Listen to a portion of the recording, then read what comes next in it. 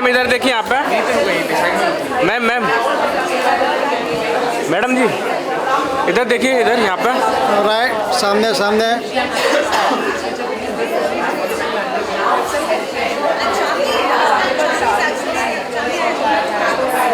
Thank you. Thank you.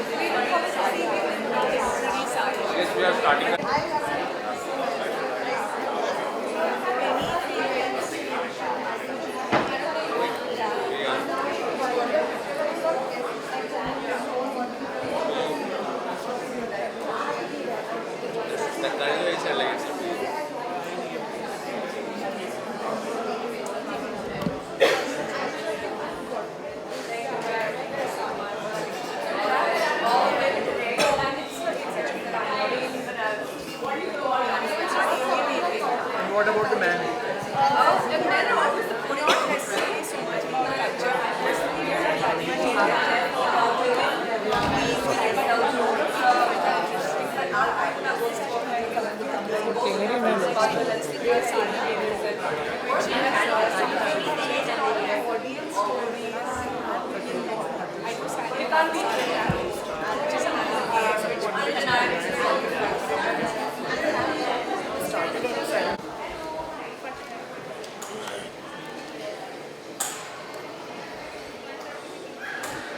ये तो उसके ये पर कॉपी है किसकी? धनुषी वर्मा की copy.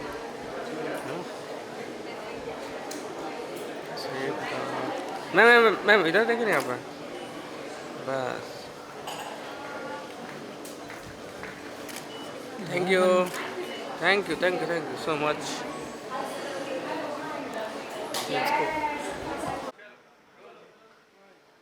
So good to see you, Sudeep. Thank you Women likewise. Leadership award में आप आई हो।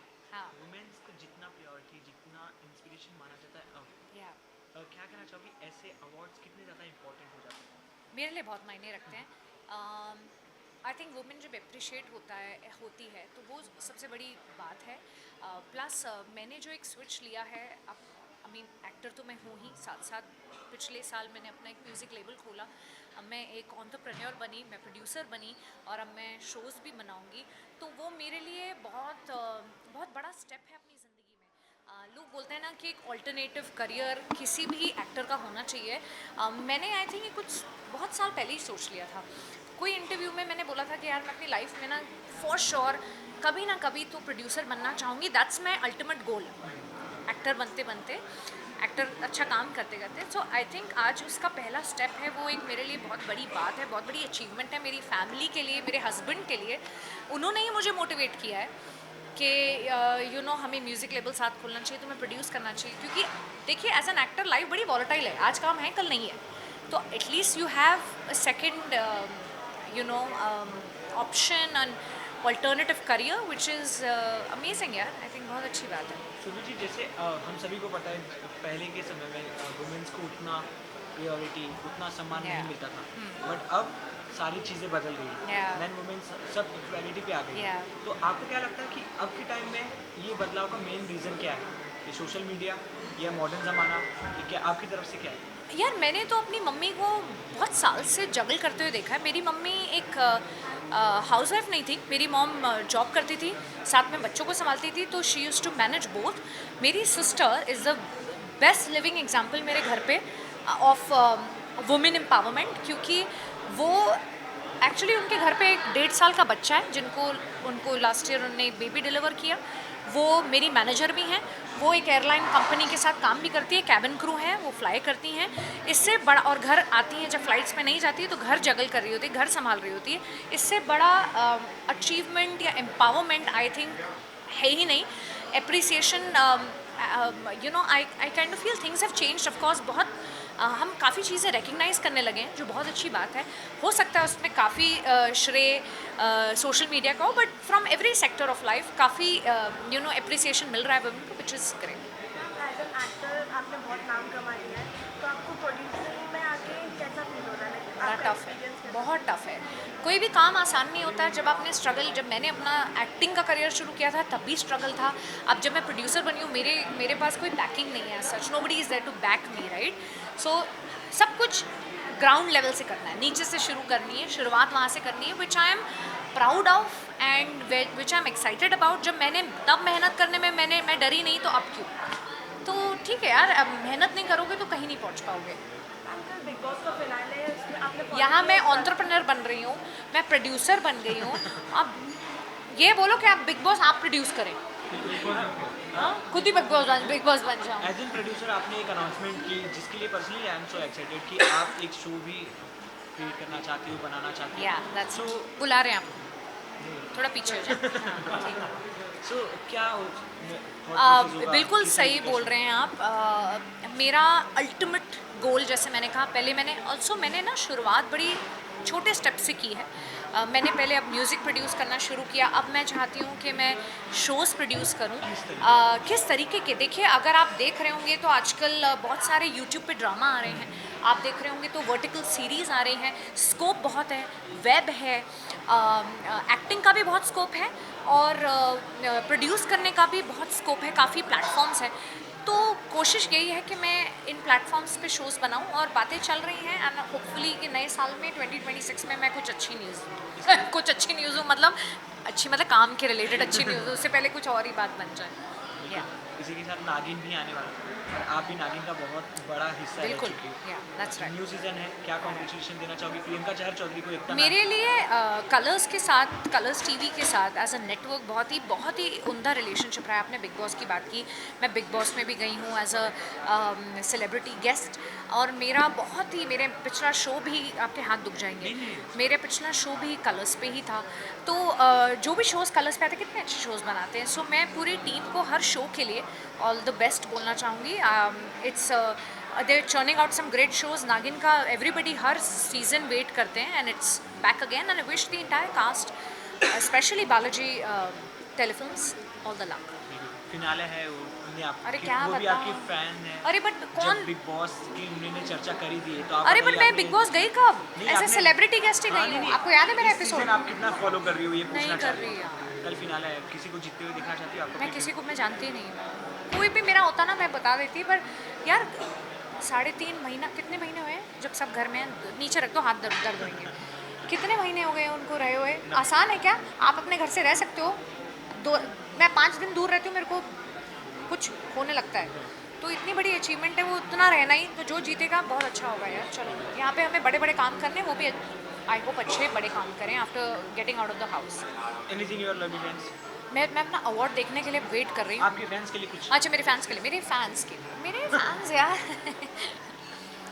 बहुत प्यार देते हैं मुझे, एंड आई होप मैं ना कुछ ऐसा कर पाऊँ अपने फैंस के लिए, उसमें से कोई एक ऐसा एक्टर निकाल पाऊँ जिसको मैं कास्ट कर पाऊँ किसी शो में जेन्युइनली, बिकॉज उन फैंस में कोई एक्टर्स भी, एस्पायरिंग एक्टर्स भी हैं। तो I hope and I wish and I pray that मैं ऐसा कुछ कर पाऊँ किसी के लिए, किसी की लाइफ बना पाऊँ। बाकी प्यार तो हमारे आसपास चलते ही रहते हैं, कभी वो ट्रोल भी करते हैं, प्यार भी करते हैं, डांटते भी हैं, तो वो तो आप बीती रोज़ का है। मम्मी पापा से कैसे डांट पड़ती है, वैसे ही प्यार होता है, वैसे ही है उनके साथ। Thank you so thank you so much. मैं भी आपका फैन हूँ। मैं भी आपको बहुत अरे रुक जाओ भाई। जब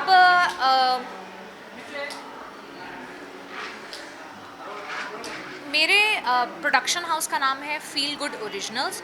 जैसे ही मेरा शो अप्रूव हो जाएगा, हम एक अपनी इंस्टाग्राम पेज चेक कीजिएगा, उस पर डालेंगे अपनी प्रोफाइल्स डालने के लिए, ऑडिशन कहाँ हो रहे हैं, सारे डिटेल्स और ईमेल आईडी देंगे।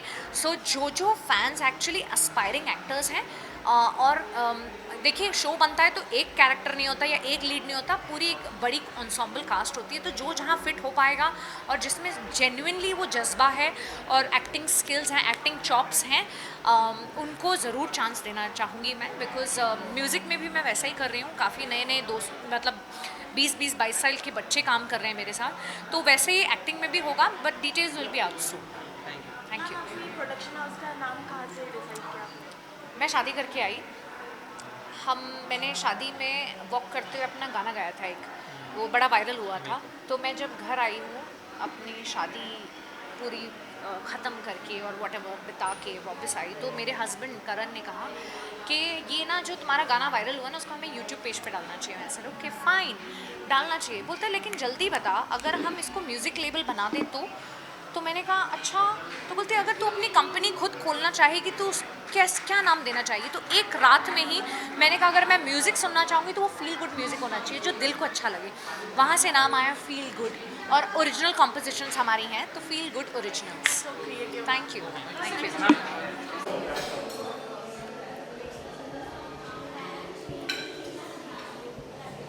मैम सामने ही हो। मैम लुक हियर, या दिस साइड।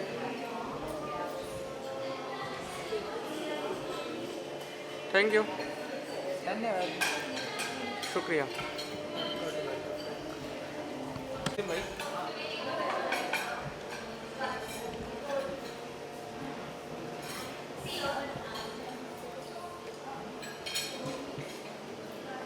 मैम इधर देखिए, यहाँ पे उंगली के पास।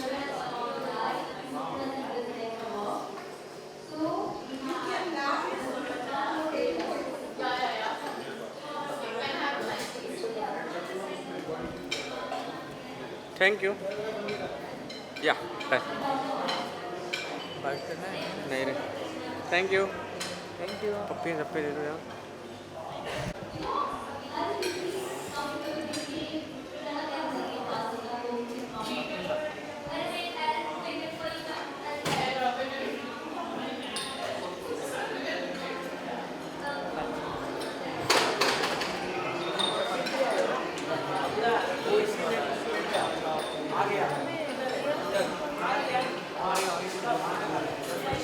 हो गया, बोलना।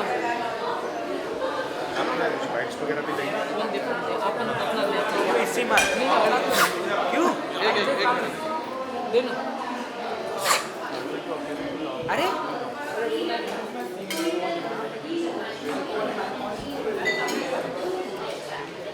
उसका फ़ोन स्विच ऑफ हो गया। इससे मारना वीडियो तेरे को चाहिए?